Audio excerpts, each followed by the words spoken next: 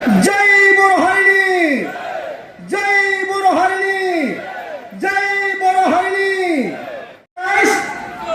एबार BJP government फैगोन बिटिसिआव एबार बीजेपी गवर्नमेंट फैगोन आगोलावहा बर'फोरा बीजेपीनो भोट होआखैमोन नाथाय दिनै गाबोन बयबो बुजि मोनबाय बीजेपी हान्जानो भोट होनांगौ आरो बीजेपीनि सरकार नांगौ होननानै बर'फ्रा बुजि मोनबाय आंबो इउपिपिएलआव दङमोन आंबो इउपिपिएलनि CWCमोन आंबो उदालगुरि जिल्ला भेटेनारि बर्डनि चेयारमेन आरो गुबुन गुबुन बिफानाव दंमोन नाथाय आङो भारतीय जनता पार्टीजोंसो जोंनि बिटिसि हालामनि जौगानाया जाफुंगोन जोंनि बिटिआरनि सुक्तिखौ मावफुंनो हागोन जों गासै जनगोष्ठीखौ जोङो हम उन्नयन हम अधिकार हम उन्नयन हम बिकास गासैबो हारि माहारिखौ समान नोजोर होनानै समान जौगाखांनायनि जों खाबु होनो हागोन बिनिखायनो आं बीजेपी हान्जायाव हाबबाय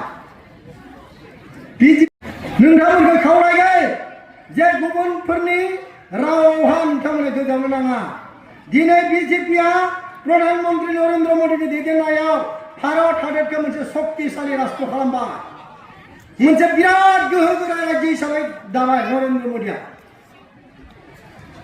आसामनि चिफ मिनिस्टार हिमन्त बिश्व शर्मानि दैदेननायाव दिनै आसाम हालामा गासै बिथिङाव जौगादों दुखियाफोरनो बिना फैसा माइरं होनायनिफ्राय PM সকল অধিকার উন্নয়নের সুবিধা পাইছে গতিকে ভারতীয় জনতা পার্টি আমার লাগে এই ভারতীয় জনতা পার্টির জৰিয়তে আমার বিটিসি অঞ্চলৰ সকল দিশৰ আমি উন্নয়ন সাধন কৰিব পাৰিম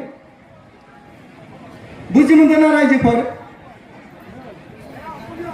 हा हुखौ सेनानै लाजोबबाय আমার মাটি সম্পত্তি আমি যেতিয়া ট্রাইবেল বেল্ট ব্লকত আছিলো আমার মাটি সম্পত্তি ওনা ট্রাইবেল সকলে কাঢ়ি ললে ইয়াৰ কাৰণে আমাৰ নিৰাপত্তাৰ কাৰণে অসমৰ বড় জনগোষ্ঠী জনজাতিসকলৰ নিৰাপত্তাৰ কাৰণে আমি ৰাজনৈতিকভাৱে আন্দোলন কৰিছিলোঁ গণতান্ত্ৰিকভাৱে আমি আন্দোলন কৰিছিলোঁ আৰু এই গণতান্ত্ৰিক আন্দোলনৰ ফলত আমি আজি বিটিসি পাবলৈ সক্ষম হ'ল ভাৰতীয় সংবিধানৰ 6 শিডিউল এই 6 শিডিউলৰ জৰিয়তে আমাৰ বড়োসকলক বিটিসি অঞ্চলৰ বাসিন্দাসকলক ৰাজনৈতিকভাৱে নিৰাপত্তা অৰ্থনৈতিকভাৱে আমাৰ মাটি ভূমি নিৰাপত্তা দিয়াৰ এটা অধিকাৰ আমি পালোঁ दिनै जों बिटिसि सुक्तिनि गेजेरजों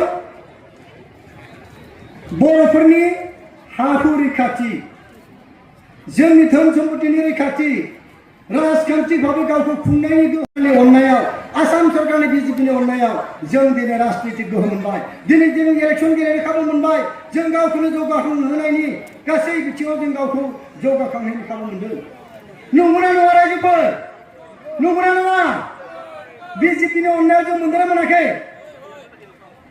मोनदों बिनिखायनो रायजोफोर गोनो गोथो खालामनो नाङा माखासे राजखान्थि फालांगिफोरा बुंदों जों नायनो बीजेपी जायोब्ला बर' जाथिया जोबस्रांगोन बर'नि राजखान्थिया जोबस्रांगोन मा बुंनाय जादों बे गावसोरनि गन्थङाव दै हाबनायखाय दिनै बीजेपीखौ रायदों बिथांमोना जुदि इसेबां गोहो दङब्ला बीजेपीनि अक्सिजेनखौ बोखारनानै ला बीजेपीनि अक्सिजेन लानानै सरकार जानायखौ बोखारनानै ला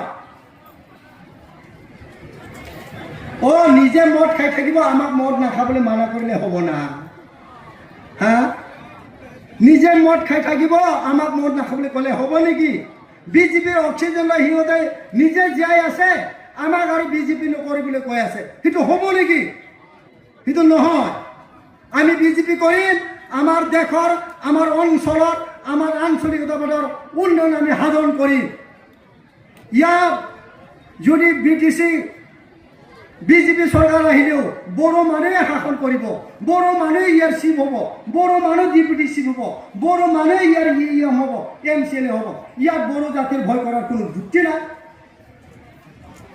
হাগেন নামা आं बर'नि जुदि बीजेपीनि जानानै जुदि एमसिएलए इएम जायोब्ला चिफ जायोब्ला आं बर' जातिखौ फोजोबनो हागोन नामा बर' लेण्डनि थाखाय आन्दोलन खालामनाय जोंबो आन्दोलन खालामदों नोंथांमोननि बेवहाय गोबां दैदेनगिरि आन्दोलन लोगो मोनदों आन्दोलन खालामनाय जोङो आं बे टक्लापारायाव थानानै नोंथांमोननि बे ओनसोलाव आन्दोलन खालामदों उपेन्द्रनाथ ब्रह्मनि दैदेननायाव जेराव थादों आं खैराबारियाव गोदो जेराव थानाय मानसि माखासे लोगो मोनबोदों बिनिखायनो आं खावलायदों जेबो गोनो गोथो थानो नाङा बीजेपी हान्जा फैयोब्ला जोंनि बिटिसि ओनसोलनि जौगानाया थाबसिन आरो मोजांसिन जागोन। जोंनि बिटिसि ओनसोलाव दायो जौगानाया माबायदि जादों? मोसौ गारि बायदि खारदों, मालाया इउर'प्लेनजों खारदों, बासजों खारदों, स्टार बासजों बास बलेर' स्कर्पिय'जों खारदों। जोंनिया बहा दङ? मोसौ गारि बायदि खारदों। बसुन्धरा हानि पाट्टा होनाया स्टेटआव आसाम सरकाराव बसुन्धरा 3सिम थांबाय। जोंनिया बैसोमुथि सेयाव नांथानानै दङ। होमबा जोंनिया मोसौ गारि जादोंना जायाखै?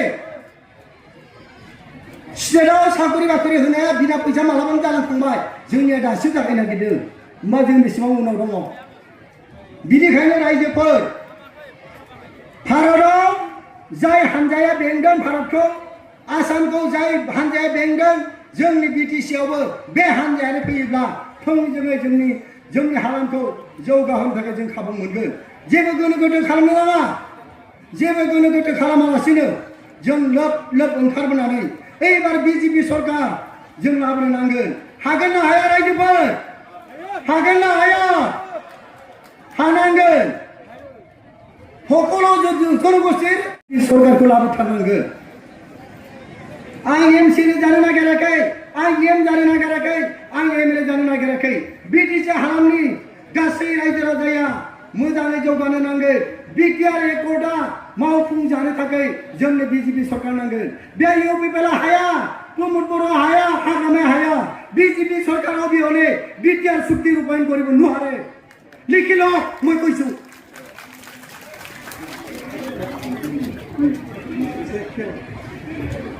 बिजेपिजोंनो थांनो थानानै जों सरकारखौ देरहानो थाखाय आं खावलायबाय नोंथांमोनखौ आरो खेबसेबा खावलायहरबावनानै जोंनि स्ल'गानखौ खेबसे होबावनानै आं फोजोबनो नागिरबाय। सीएम सारा सफैसिगोननो, बयखौबो आं जे हेफाजाब होनो खावलायबाय। भारत माता की, भारत माता की जय बर' हारिनि, जय बर' हारिनि, जय बर' हारिनि। बिजेपि जिंदाबाद, बिजेपि जिंदाबाद, बिजेपि जिंदाबाद। धन्यवाद।